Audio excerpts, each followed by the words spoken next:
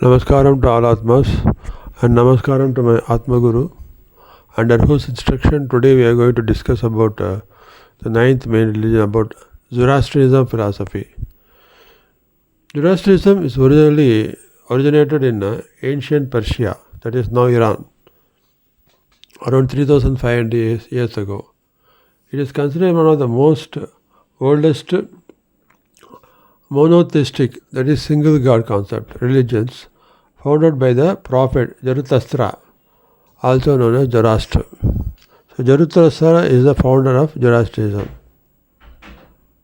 The true meaning of Zoroastrianism philosophy is true virtues leads to happiness. But the highest virtue is that without thought of reward or fruit.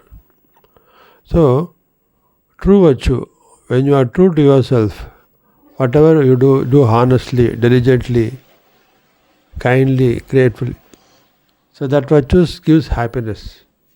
When you are true, whatever the difficulties, one who tells truth, he will have free from guilty, he will have happiness.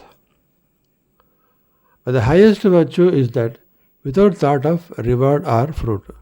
So whatever actions you do, it should be true, it should be honest, it should be diligent, and it should be without any expectations of any reward or fruit. And that is the basic principles of Zoroastrianism.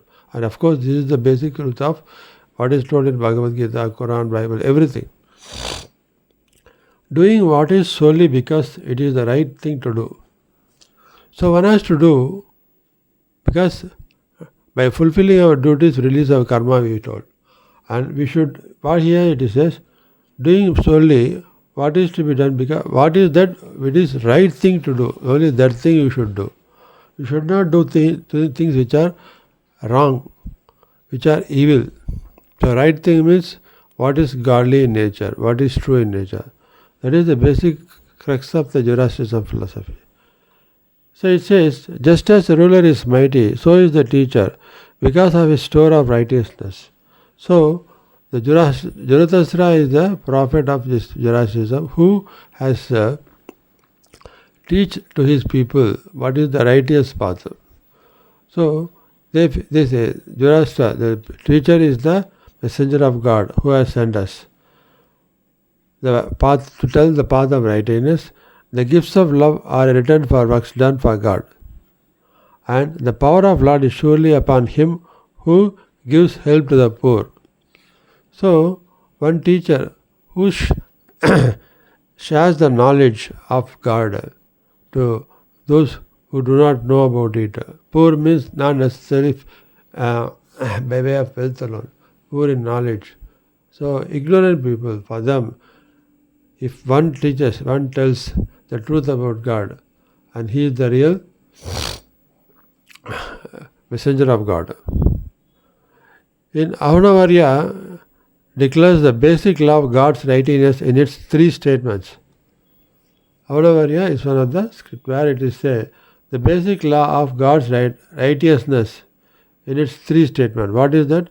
The virtue is the source of all true power, both in the worldly man and in the saint. Virtue is the source of all true power. Virtue means what? Everything, whatever you do honestly, diligently, truly, and these are the good virtues, and this gives power. So one who is pure in their heart, pure in their thought, pure in their actions, pure in their truth in whatever they do, they will have the divine power in them. This is required both for worldly man, samsaric person, and also for the saint, who is a divine in nature. Because whatever a samsaric person they do in fulfilling their samsaric duties, they should have divine virtues. Then only they can lead a successful, peaceful life happily. That is, right is might, is about. Real virtues, real virtues is the righteous person who is the mightiest person also. Because he got the God's blessings. Love and wisdom arise in the heart of the fruit of altruist work done solely for God's sake. So love and wisdom arise in the heart as the fruit of altruist work done. So love and wisdom comes because solely for God's sake. Nishkama karma leads to bhakti and jnana. Nishkama karma means any works done, offering everything to God without an expectation. That is nishkama karma. So one who is filled in their heart with love and wisdom. So they share their love, they share their wisdom for the peace of the humanity. That God lies in them. He who gives to others of what he has, wealth, knowledge, love, joy, prayer, merit, courage, whatever it is, receives God's grace to do higher service, and him enters into the kingdom of God. So what is this? One who gives to others what he has. He may have wealth, he may have knowledge, he may have love, show the joy, show the prayer, show the mightiness in you can show the need for the weaker people. Whatever it is, such people, they receive the God's grace to do higher service. If you do good things, you will receive the God's grace to do higher good service. And they enter the kingdom of God. They enter the kingdom of heaven, he says. So in God and His creation, this is the first source of all. God is the first source of all. In the first chapter of Zoroastrianism, what it is, we glance at the good creator, the spirit of spirits, the Holy One, and we learn how He is everywhere. So God is everywhere.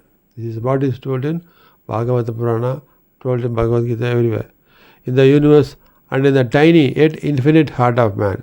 God is filled the entire universe, and also He is inside the heart of, a tiny heart of every man.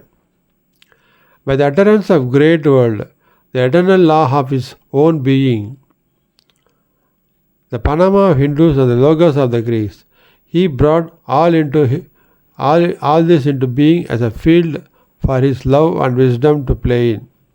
So, by the utterance of great word, He brought this eternal law of His being. So in every religion, whether it's Hindu religion or those followed in Greek, wherever they are, God's wisdom, God's eternal law of His own being is being told everywhere. So that He might fill His heaven and with human souls, able to enjoy His bliss eternally after doing His work in the flesh. So one who does God's orders in this life, in this body, while remaining in this, the soul, Atma, while remaining in this body, if one does all good things, virtuous things, by offering everything to God, they will have eternal bliss and they will reach the God in heaven.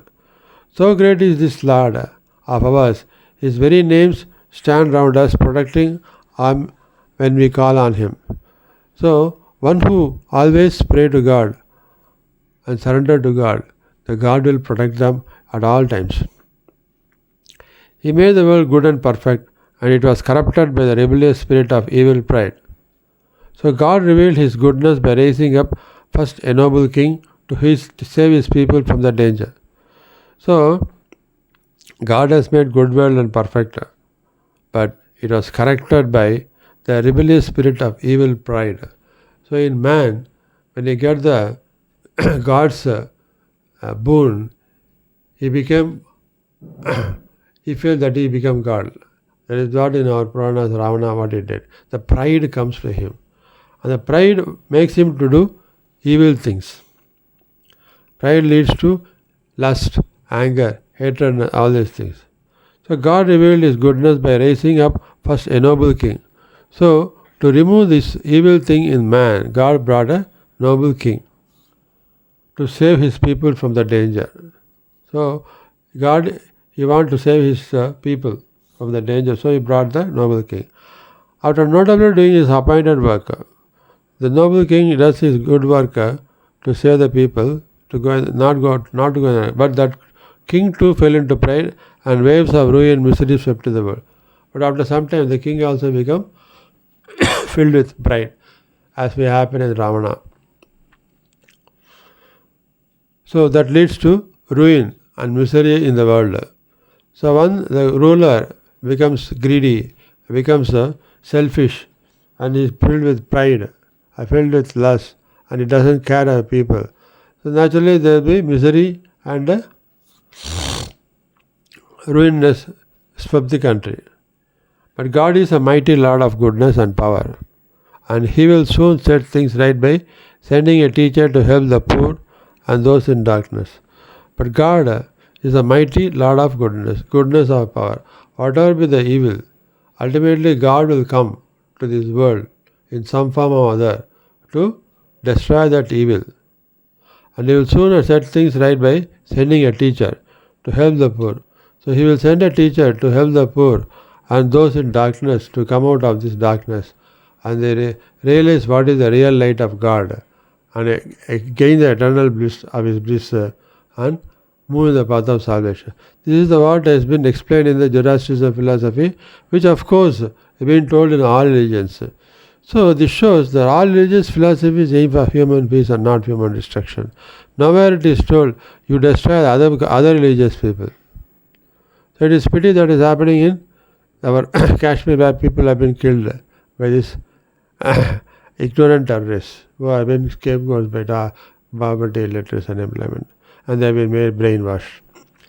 So no religion has started. There is no difference between Muslim and Hindu or Christian or a Zoroastrian or a Sufi, whoever be that, all are God's children.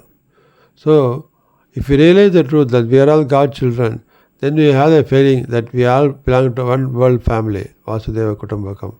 And we all, in our family, if somebody is in trouble, the other family members extend their help. Similarly, whoever are distressed, whoever are suffering from poverty, those elite people, they should extend a helping hand to our own world family members to see their social status and economic status increases, and there brings the real peace. If one youth is having removed his poverty, illiteracy and employment, he will not go into terrorist act, and they will become the real Vishwashanti peace. And that is the objective of God's second commandment, to tell the truth of what all religious philosophies are told to mankind. It is nothing but the message of peace and salvation to mankind. This is being told in this session from the Zoroastrian philosophy. Thank you.